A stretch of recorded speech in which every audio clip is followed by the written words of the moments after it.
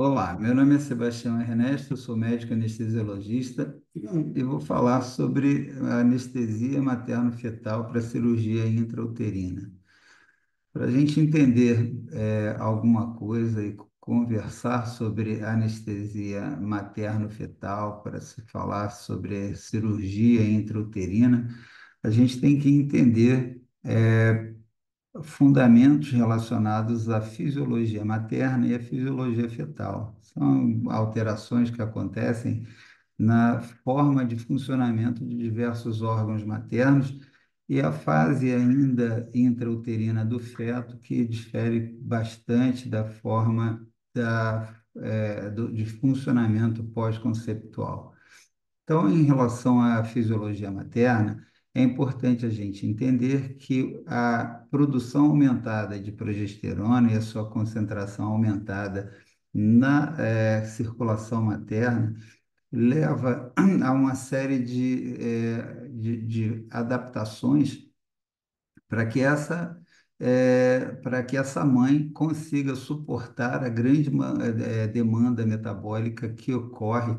na fase de maturação fetal, crescimento fetal, na fase de surgimento, crescimento da placenta, a mama da mãe, que também gera uma demanda metabólica aumentada, e essa demanda aumentada metabólica, por ter esses três fatores principais, necessita de uma série, então, de ajustes fisiológicos dessa mãe. Começamos então falando da parte cardiovascular. Ocorre pela presença da progesterona um aumento da produção de aldosterona por aumento da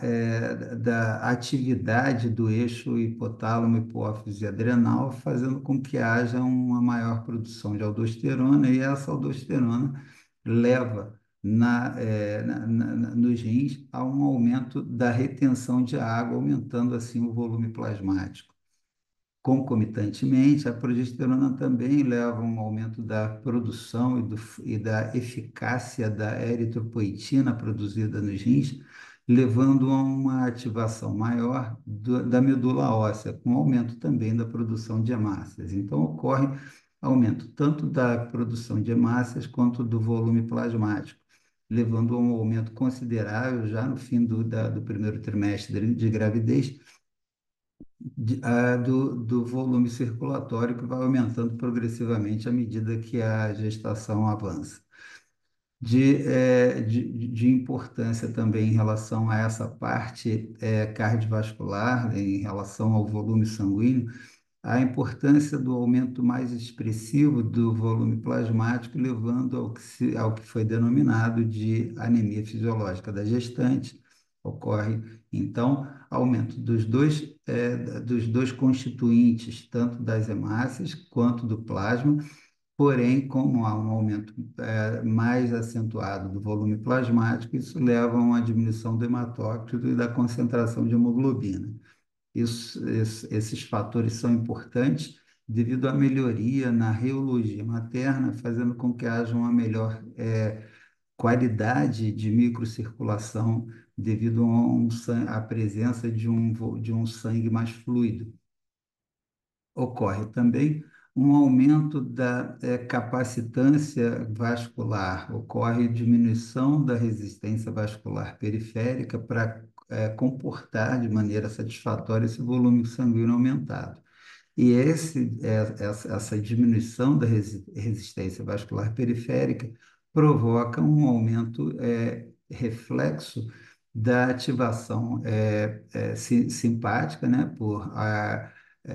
diminuição do estiramento dos barorreceptores, ocorre então um aumento da frequência cardíaca. Então, normalmente a gestante, com o avançar da gravidez, começa a ter aquele aumento da frequência cardíaca, embora sem aumento da pressão arterial, já que é uma queda da resistência vascular periférica. A gestante, ela tem normalmente uma pressão sistólica um pouquinho diminuída em relação à não gestante, cerca de 100 milímetros de mercúrio geralmente,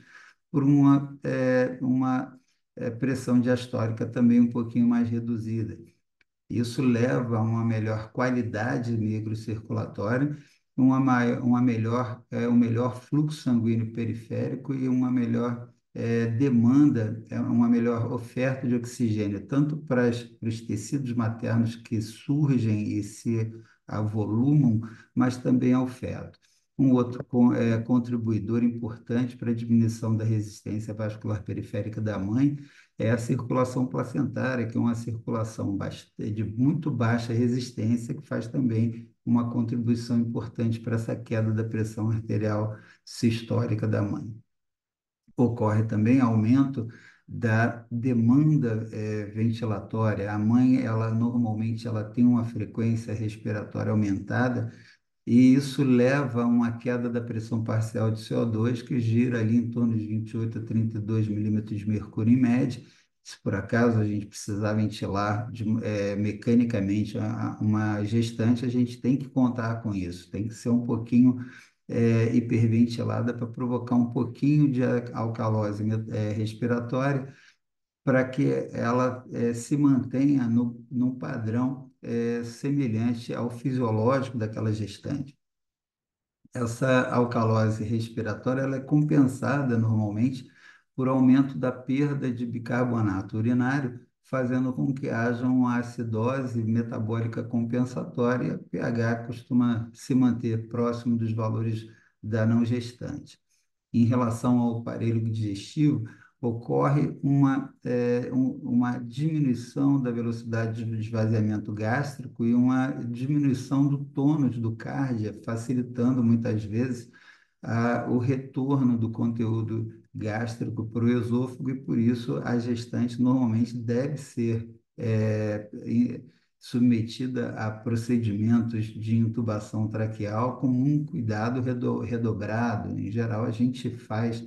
a intubação em sequência rápida quando há necessidade de intubar a gestante, tá? Anestesia geral, etc. Então, um procedimento um pouco mais, com um pequeno acréscimo de risco devido à também ação da progesterona. Em relação ao fluxo sanguíneo renal, ele é aumentado, há um aumento da taxa de filtração glomerular, e em relação ao sistema nervoso central e periférico, ocorre diminuição da necessidade de anestésicos. A gestante, normalmente, ela tem uma sensibilidade maior aos anestésicos, tanto locais quanto anestésicos gerais. A CAN dos agentes inalatórios é um pouco diminuída, a necessidade de anestésicos locais também. Então, isso tudo leva a uma necessidade, a um consumo menor de agentes anestésicos e a uma série de outras questões relacionadas a vias aéreas da gestante, que muitas vezes, devido ao aumento da circulação de mucosa, pode acontecer, e geralmente acontece, edema relativo que pode ser importante, principalmente em vias aéreas superiores, muitas vezes colocando a gestante que em períodos não gestacionais tem um determinado valor na avaliação do malampate. Na gestação, principalmente mais lá para o final da gestação, esse malampate ele costuma evoluir para uma piora em geral. Então, o paciente que tem um malampate 1 ou 2, normalmente vai ter uma maior chance de ter um malampate 3, 4, dependendo da fase da gestação, e é lógico, isso não é uma regra que se deva esperar para todas as gestantes, mas a gente tem que estar sempre preparado para uma intubação um pouco mais difícil, principalmente já sabendo que essa paciente tem aquele problema digestivo, né, de ter uma diminuição do tônus de cardio, um maior risco de broncoaspiração. Então, sempre que precisar manipular vias aéreas do paciente, ou em coma, ou induzindo uma anestesia geral, a gente tem que ter um cuidado redobrado com essas gestantes. Ela tem um metabolismo aumentado, ela tem um volume residual que não é muito alterado, mas a capacidade residual funcional acaba sendo reduzida devido ao útero que progressivamente vai se avolumando e rechaçando o diafragma em relação cranial, fazendo então com que haja uma diminuição da capacidade residual funcional. Então, a paciente que tendo uma demanda metabólica aumentada e uma reserva de oxigênio ali na capacidade residual funcional diminuída, a chance dessa gestante dessaturar numa eventual hipo ou apneia é muito grande. Então, muito cuidado também nesses cuidados de monitorização e oferta de oxigênio a essa gestante. Então, intubação em sequência rápida quando há necessidade de intubação, é uma conduta normalmente certeira para paciente gestante, principalmente, como foi dito no final da gestação. Esse rechaçamento do diafragma em direção cranial causa uma redução do diâmetro vertical, né, do comprimento vertical do tórax, mas ocorre um alargamento do tórax, fazendo com que haja um aumento relativo do comprimento lateral do tórax da gestante. Ocorre um levantamento, uma horizontalização das costelas, fazendo com que esse pulmão tenha perdão, essa conformação diferenciada. Então, é importante a gente entender essas alterações da gestante, é importante a gente entender que o feto também ele produz, apresenta uma fisiologia diferenciada, é uma circulação que ainda não conta com a circulação pulmonar, o sangue que chega pelo cordão umbilical ele é direcionado em grande parte para a circulação hepática e a medicação que eventualmente tenha sido administrada à mãe e passou pela barreira, pela barreira placentária, muito, vai chegar na circulação do cordão umbilical com uma concentração menor do que da mãe, obviamente, já que há necessidade de um gradiente de concentração para essa passagem, e ainda uma parte disso vai ser metabolizado no fígado. No retorno à veia cava inferior, o sangue é direcionado para o coração direito, mas chegando no coração direito do feto, vai encontrar o forame oval ainda presente e há um desvio desse fluxo sanguíneo do átrio direito para o esquerdo, não passando praticamente nada para o ventrículo direito, e a circulação pulmonar ela é dependente apenas das veias brônquicas provenientes da artéria aorta. Então, esse sangue que chegou oriundo da circulação materna, a oxigenação que chegou com os produtos de oferta de nutrição para essa criança vão então vão atravessar a barreira placentária para se deslocar via cordão umbilical para essa circulação fetal, mas vai ser direcionada diretamente do átrio direito para o esquerdo e vai cair ali de átrio esquerdo, ventrículo esquerdo, via válvula mitral, e dali já vai pela aorta ser direcionada para a economia inteira desse feto. Então, sempre pensar nisso e lembrar que esse coração fetal, ele ainda, logo após o nascimento, ainda vai passar por um tempo bastante prolongado com esse comportamento. O coração fetal, ele tem uma complacência muito reduzida, ele precisa de uma frequência cardíaca alta, já que ele tem um volume diastólico fixo, e isso vai gerar um volume sistólico fixo, e para ele satisfazer as necessidades metabólicas fetais, então precisa daquela frequência aumentada em torno de 130, 140 batimentos por minuto. Se por acaso essa criança faz uma bradicardia, é uma situação de extrema preocupação devido a essa diminuição importante do débito cardíaco. A gente sabe que o débito cardíaco é igual ao volume sistólico vezes a frequência cardíaca. Como a criança não vai conseguir trabalhar com aumento ou diminuição do volume sistólico, ela vai ter que manter uma frequência cardíaca que seja satisfatória para as suas necessidades metabólicas. Existe também a preocupação com a placenta que necessita de ser suprida com sangue materno em quantidade satisfatória para que haja o atendimento às suas necessidades metabólicas. A gente sabe que a placenta tem uma capacidade grande de metabolização de drogas, entre elas os anestésicos locais, por exemplo, e então ela necessita de fornecimento de oxigênio em quantidade satisfatória. A gente precisa entender também, conhecer, saber quais são as indicações desses procedimentos para cirurgias fetais, entender os procedimentos, saber das necessidades que a equipe cirúrgica possui para a gente satisfazer as necessidades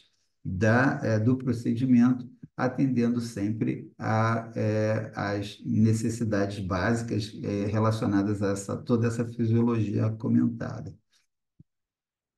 E para que seja procedido a intervenção materno-fetal, a gente precisa saber que tipo de anestesia vai ser necessário de ser realizada naquela situação. Outra coisa importante que a gente precisa ter em mente é que nem todas as substâncias passam pela placenta, por exemplo, os bloqueadores neuromusculares, que têm um amônio quaternário, assim como o glicopyrrolato, são drogas carregadas positivamente, não têm, então, por serem ionizadas, não têm a facilidade de ultrapassarem a barreira placentária. Drogas com grande peso molecular, drogas com pouca lipossolubilidade, vão ter também dificuldade progressiva. No frigir dos ovos, a gente sabe que parte dos opioides, do propofol, dos agentes inalatórios, vão passar, sim, da mãe para o feto, mantendo sempre aquele gradiente de concentração que vai ser diretamente relacionado a esses fatores. Então, lipossolubilidade, peso molecular, principalmente. Mas existem drogas que não passam a barreira placentária. E os procedimentos, eles foram divididos didaticamente em procedimentos minimamente invasivos, que são, perdão, procedimentos que são realizados no segundo trimestre da gravidez, que foram subdivididos em minimamente invasivos e nos procedimentos com execução de a abertura do útero. Então, aqueles minimamente invasivos são normalmente realizados através de fetoscopia ou guiado por ultrassom, mas realizados com procedimentos percutâneos, enquanto as cirurgias abertas do segundo trimestre são procedimentos realizados com a incisão cirúrgica da mãe, a utilização de recursos como a ultrassonografia para localização da placenta e abertura do útero em situação distante dessa placenta para a realização do procedimento, como vai ser visto posteriormente. Então, esses são os procedimentos realizados no segundo trimestre, mas existem alguns procedimentos que são realizados tardiamente. São os procedimentos ex-intrauterinos, que são realizados naquelas crianças que têm grande necessidade de, por exemplo, abordagem de via aérea, que pode ser impossível de uma manutenção adequada, de maneira fácil, o procedimento de em recurso de se atingir, de se alcançar, de se proteger a via aérea da criança é feito enquanto ela ainda está sendo mantida ligada ao cordão umbilical e assim o procedimento salvador daquela criança é feito na sequência de anestesia, abertura de uma cesariana ou no parto normal, quando ele está evoluindo assim, e essa criança é intubada ou realizada uma traqueostomia ou desobstruída de alguma forma a sua via aérea, enquanto ele ainda está recebendo oxigenação materna, como vai ser visto posteriormente, e após a obtenção dessa via aérea, então a criança nasce de maneira segura. Então, esses procedimentos foram divididos didaticamente dessa forma, aqueles da segundo trimestre e os procedimentos tardios, aqueles já executados pre- previamente, imediatamente antes do nascimento da criança. Muitos são os procedimentos minimamente invasivos, procedimentos que muitas vezes são realizados para resolver um problema de uma obstrução urinária baixa de uma criança, apenas através da colocação percutânea de um dreno da bexiga da criança, como pode acontecer em crianças que têm válvula uretral posterior, que pode levar à hidronefrose, a criança, então, se isso foi diagnosticado de maneira através de meios ultrassonográficos, pode ser realizado e salvar aquele rim da criança. Existem gêmeos que têm compartilhamento de placenta, sendo que há uma transfusão entre eles e há necessidade para salvar os dois, porque um pode estar recebendo muito sangue e levar a hipervolemia, enquanto o outro está recebendo pouco sangue e tem uma hipovolemia. Isso pode ser feito através de procedimentos minimamente invasivos, através de eletrocoagulação ou cauterização, para separação do fornecimento de oxigênio fornecimento sanguíneo dos dois fetos, para que haja manutenção, então, da sua vitalidade, da sua sobrevida posteriormente. Existem fetos que apresentam eh, bandas de placenta, bolsa amniótica que estrangulam membros da criança, fazendo com que haja obstrução venosa por compressão externa, e isso pode ser facilmente resolvido através de procedimentos minimamente invasivos para a liberação daquela banda e, assim, a manutenção da circulação distal daquele feto, daquele segmento que está sendo prejudicado.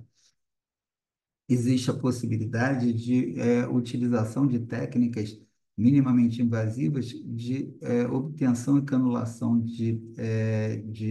circulação fetal para a resolução de estenose aórtica de grande repercussão, e isso pode ser feito também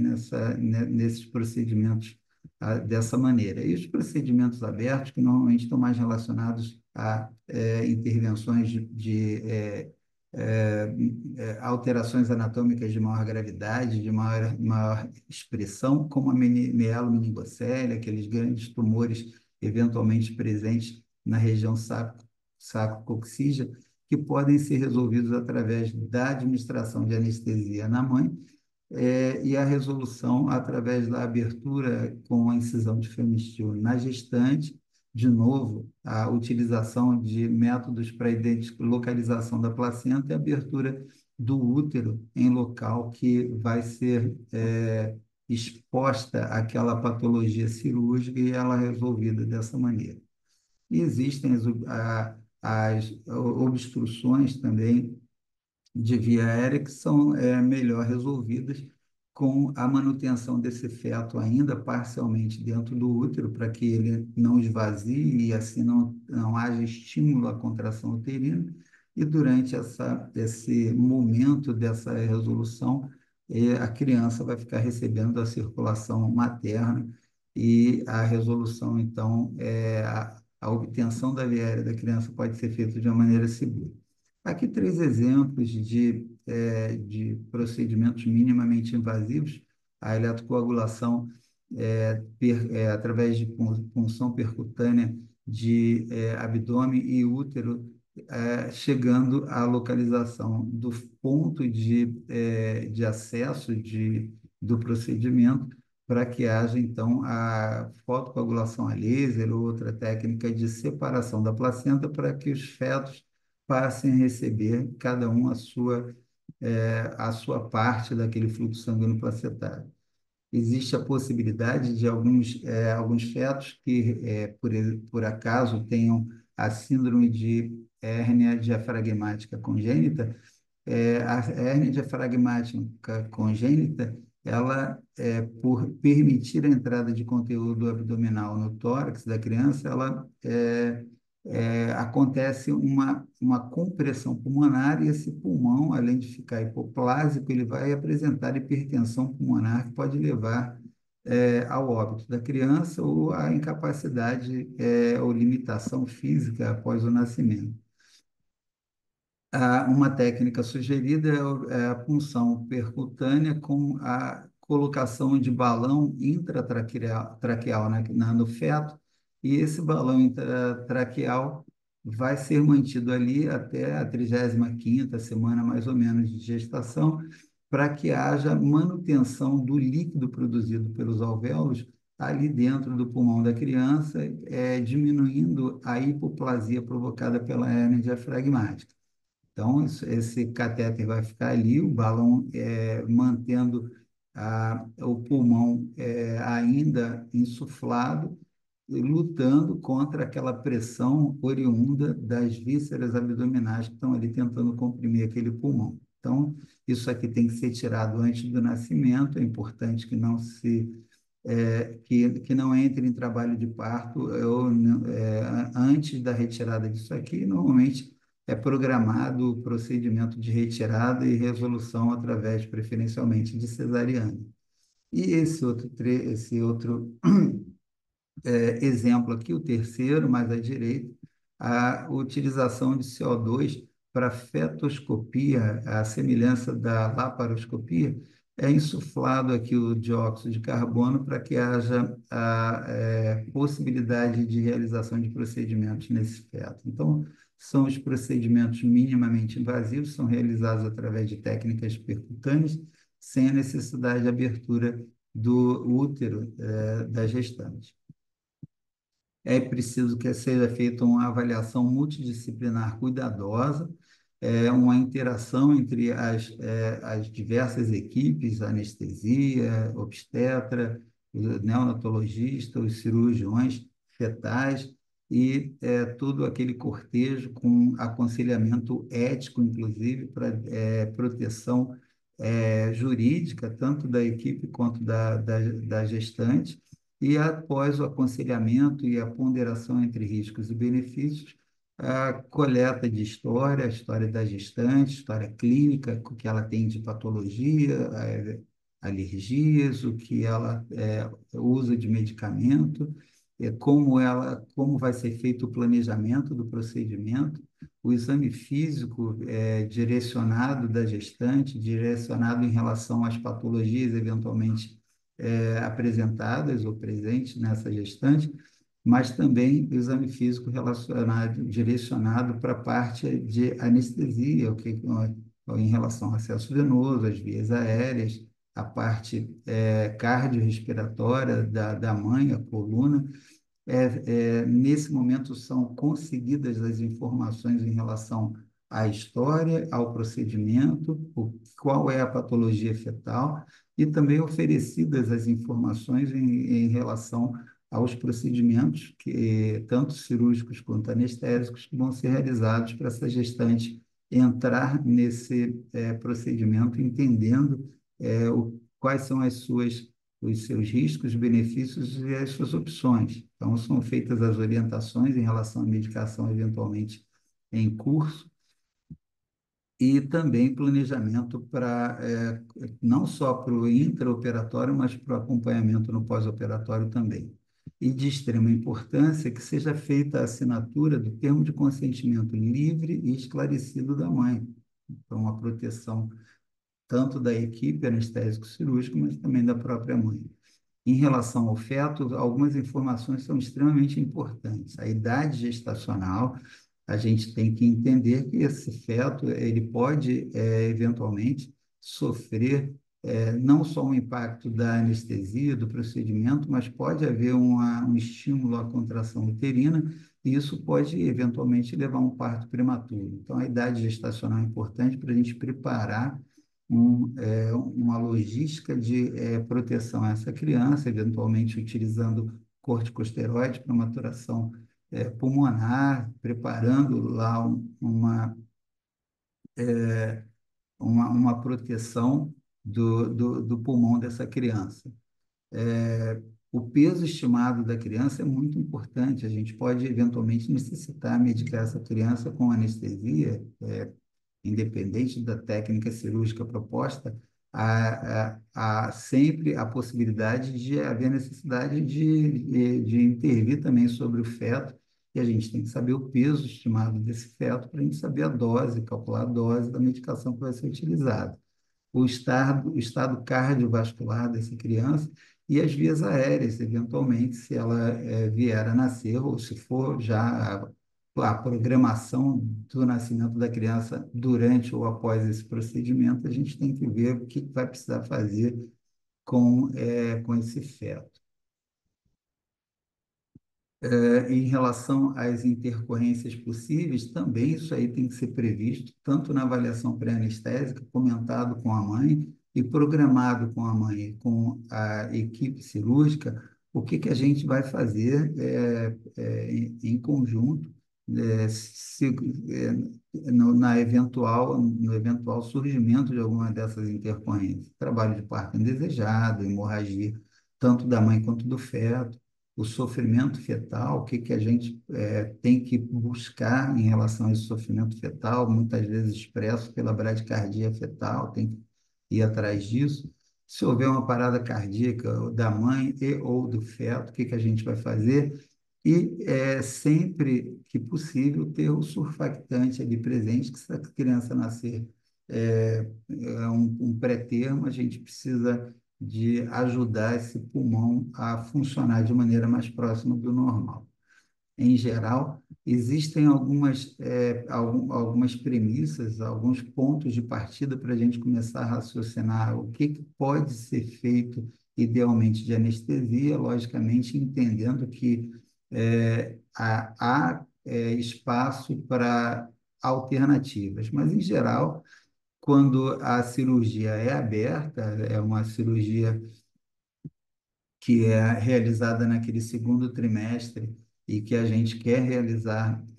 uma anestesia, geralmente a anestesia geral ela é mais benéfica, que a gente tem como intervir com drogas para manter o relaxamento uterino para que não comece um trabalho de parto prematuro.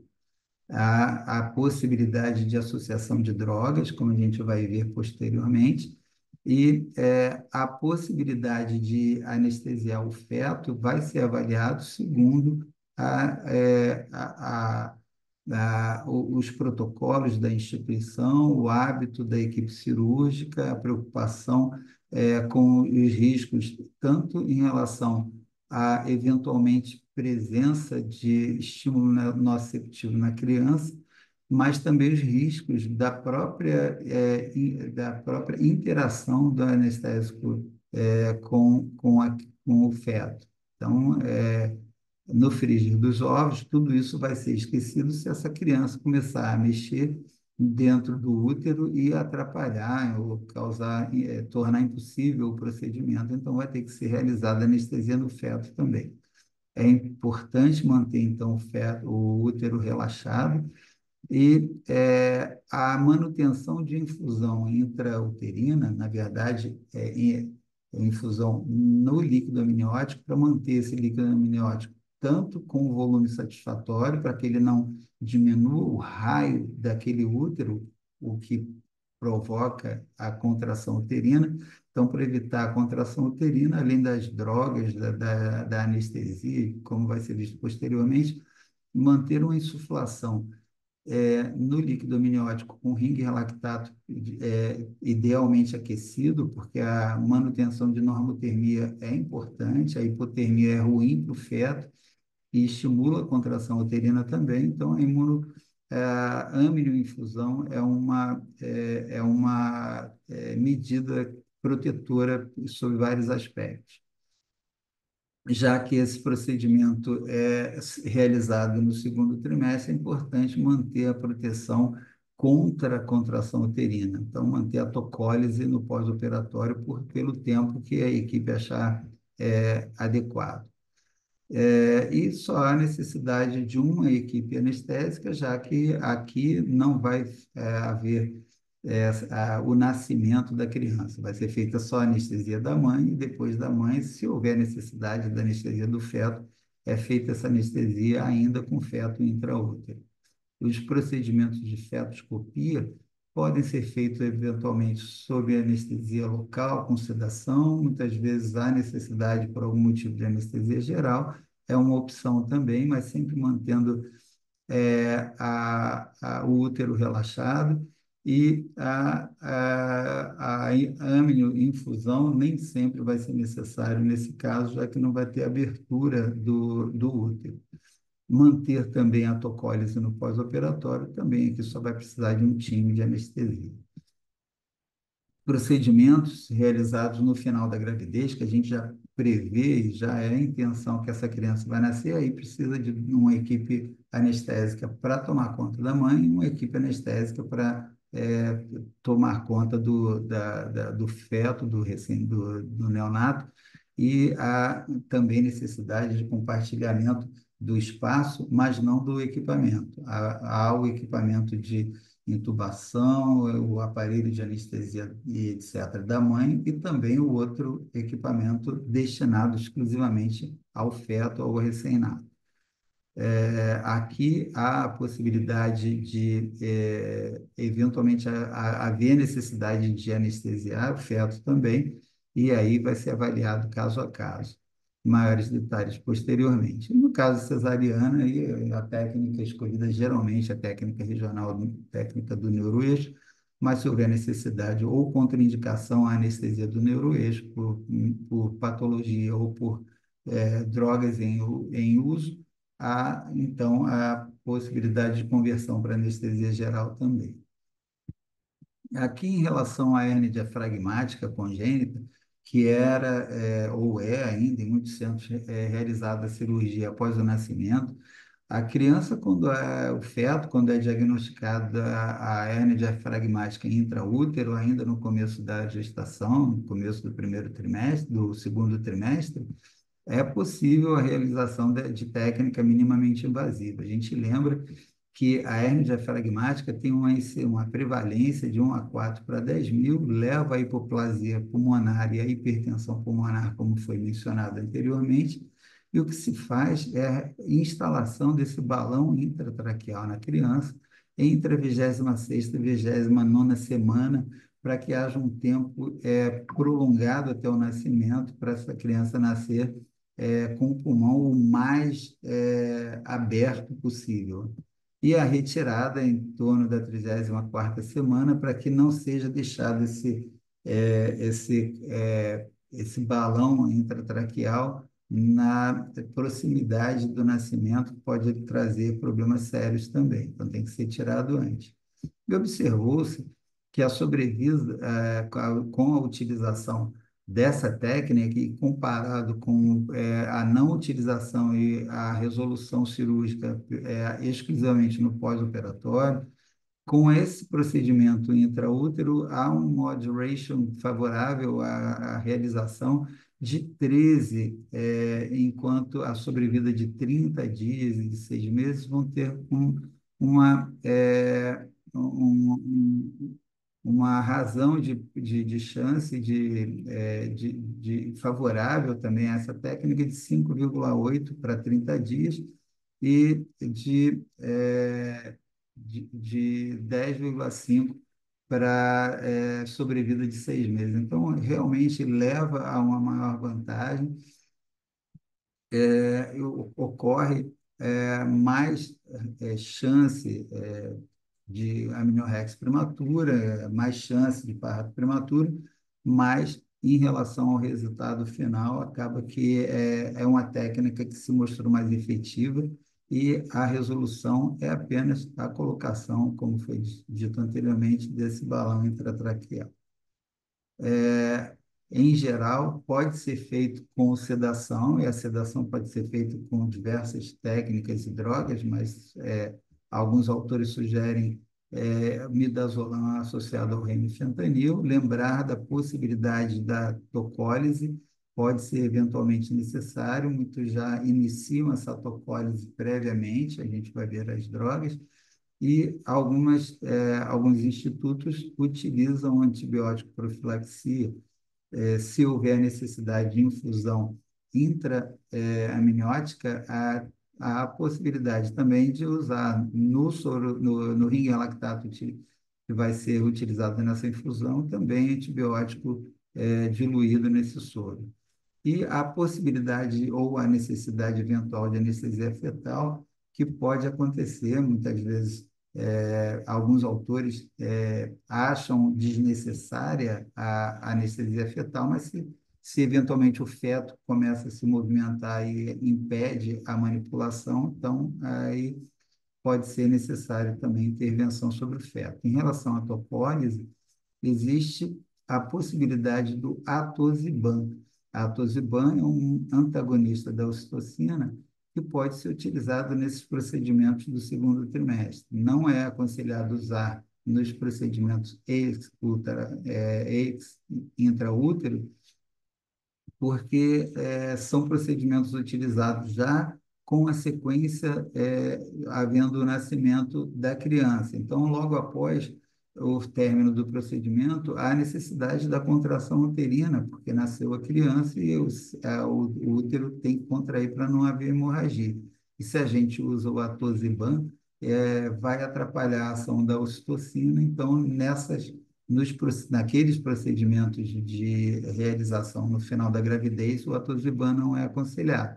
Mas nesses procedimentos do segundo trimestre, ele pode e deve, na maioria das vezes, ser utilizado quando há disponibilidade.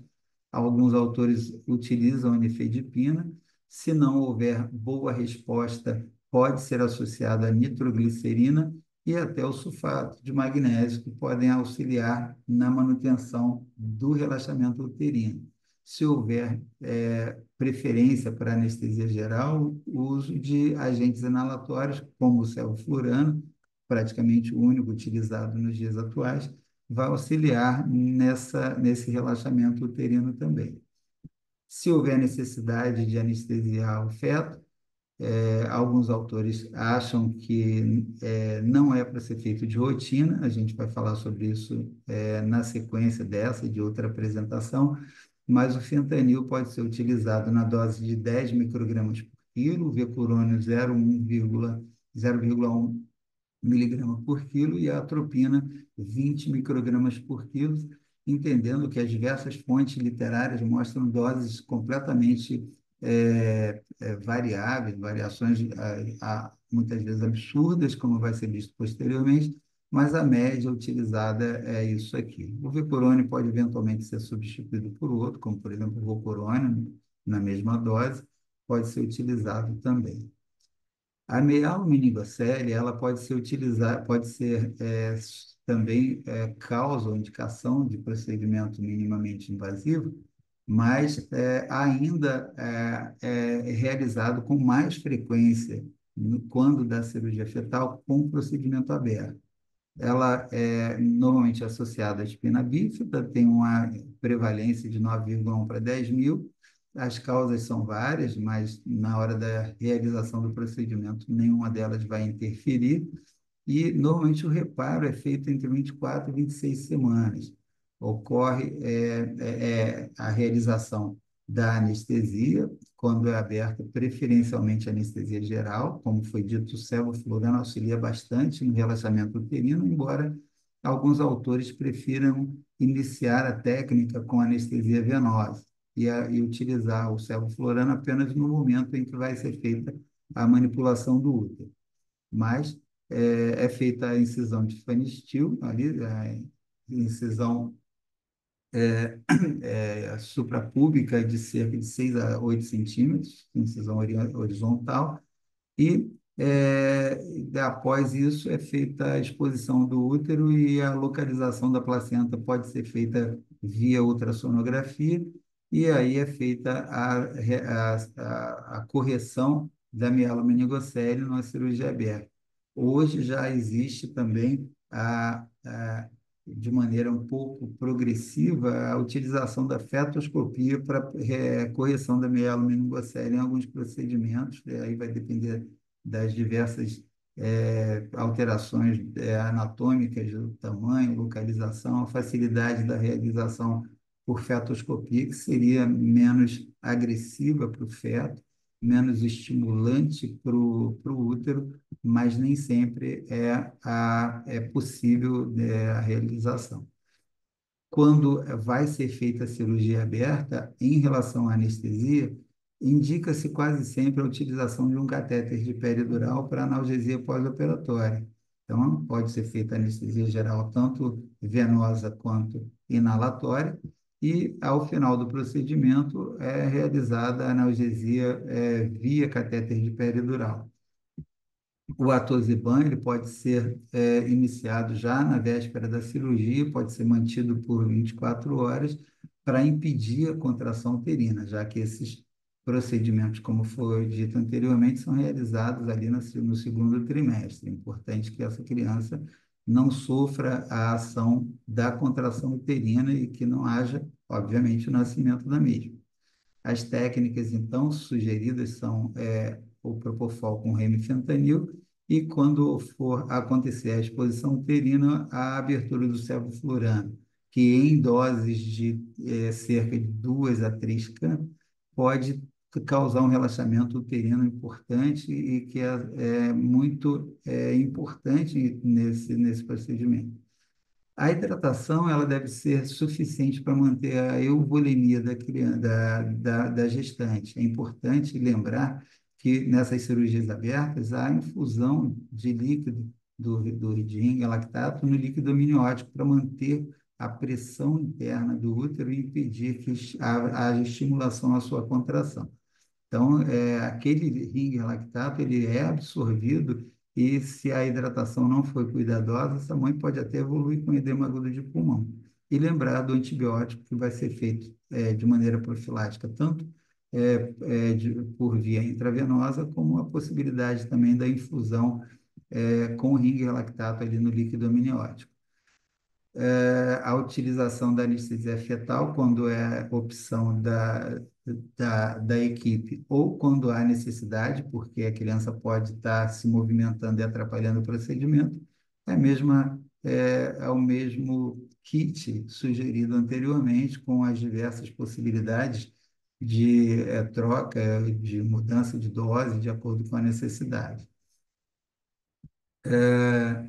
Em relação ao procedimento que talvez seja o mais estressante, que é o procedimento ex-útero intraparto, o exit, então, normalmente ele é realizado para resolução de situações críticas. É uma criança que já foi diagnosticada com via aérea obstruída, seja por compressão interna ou externa, ou criança que você não vai conseguir, eventualmente, intubar, ou a criança que não vai conseguir ventilar. Então, é feita a resolução ou a tentativa de resolução nesse procedimento. Quando indicar a cesariana, que a criança já a termo, é feita a anestesia, pode ser feita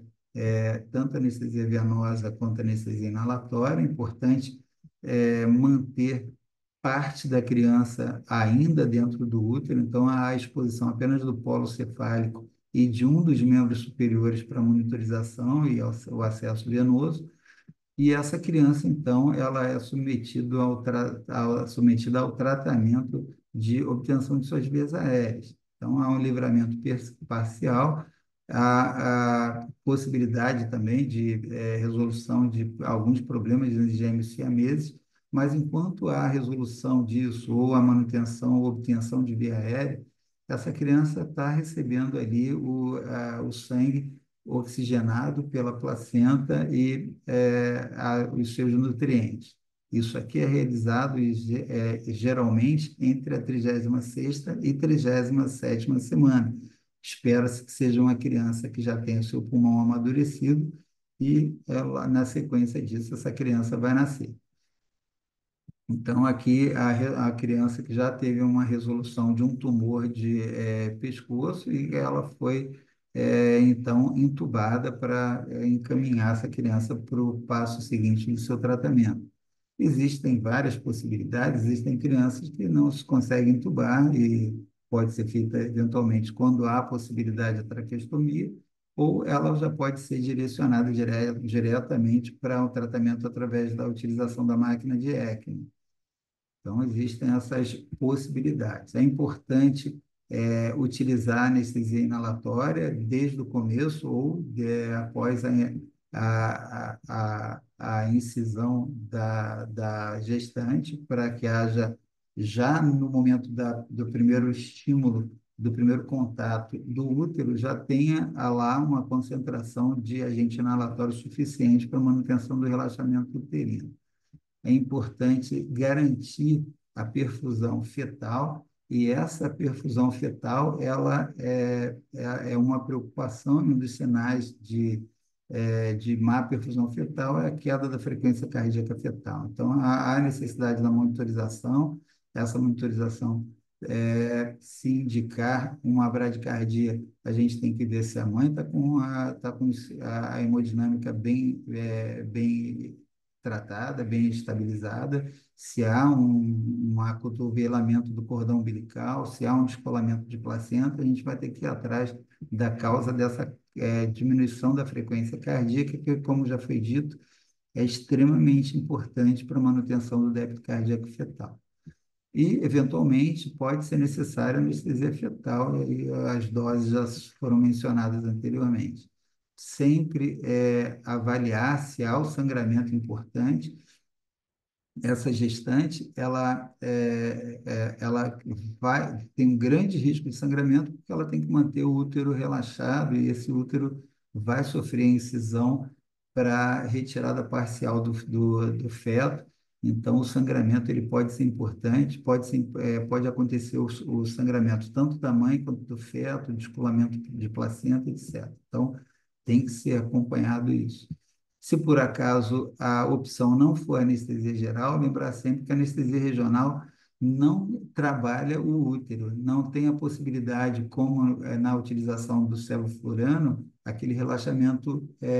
causado pelo sevoflurano não vai acontecer. Então, na anestesia regional, se for a opção, há necessidade de utilização de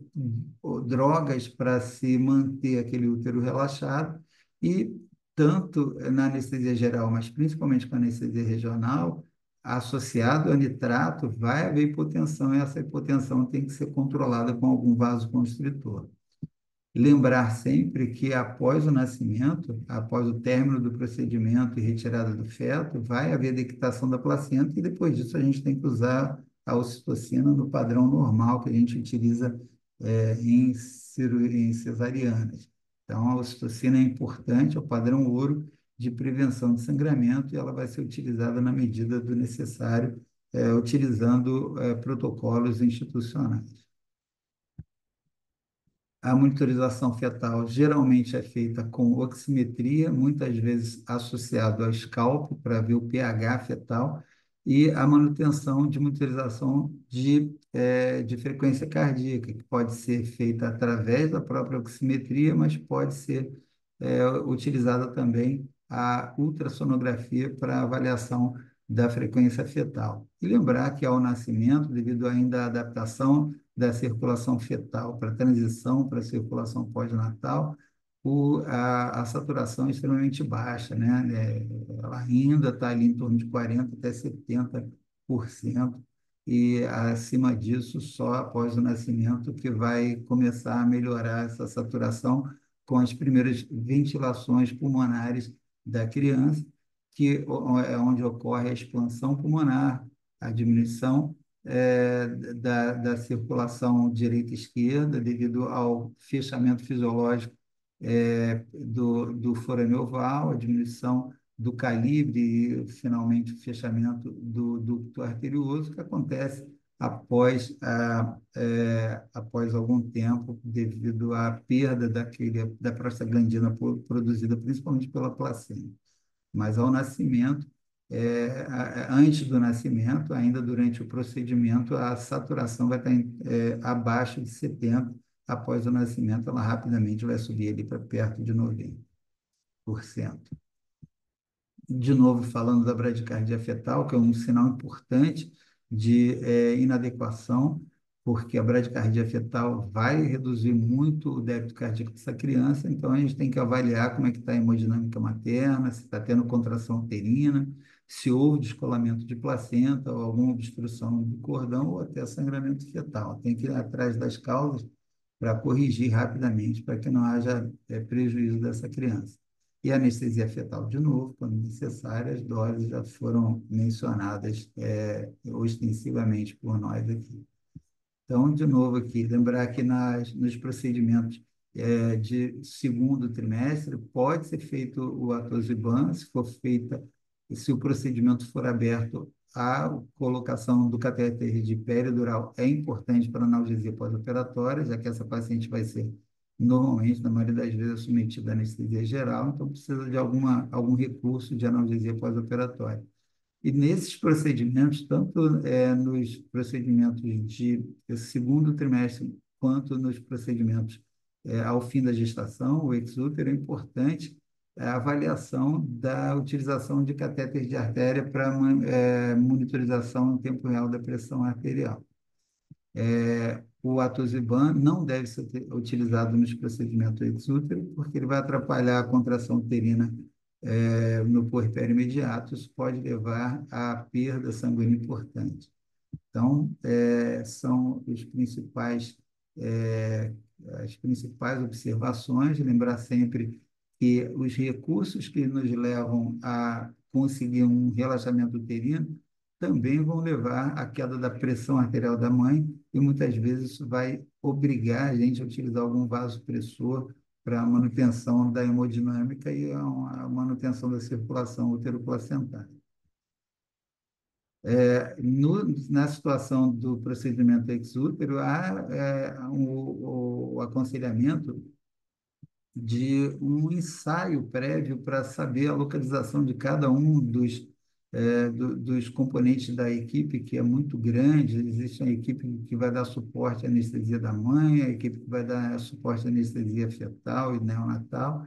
e os diversos membros que vão estar presentes ali. Eventualmente, um broncoscopista para a intubação de uma criança que pode ter dificuldade, cirurgião neonatal, o neonatologista e etc. Então, é sempre importante a gente saber a localização da gente nessa panaceia que vai ser esse procedimento e lembrar que a monitorização em material de anestesia deve ter um material para a mãe e um material para o feto. E nessas situações de dificuldade de intubação, sempre avaliar diversos planos, plano A, plano B, plano C, né? Imagina-se que vai ser intubação fácil, mas se ela não for, o recurso de broncoscopia ou máscara laríngea, se possível, deve estar ali presente. Se nada disso funciona, há a possibilidade da traqueostomia, e se ela ainda for impossível, a possibilidade da utilização do ECMO, como foi mencionado anteriormente. Essas são algumas das fontes utilizadas, espero que tenham gostado do conteúdo e muito obrigado pela presença. Um grande abraço a todos.